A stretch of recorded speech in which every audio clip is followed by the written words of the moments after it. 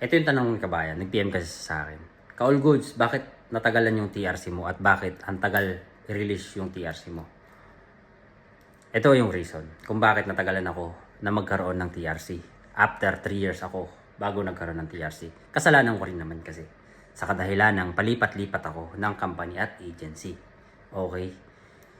Yung previous agency ko, hindi po ako nagkaroon ng TRC dahil hindi nila inasikaso or hindi nila pinush.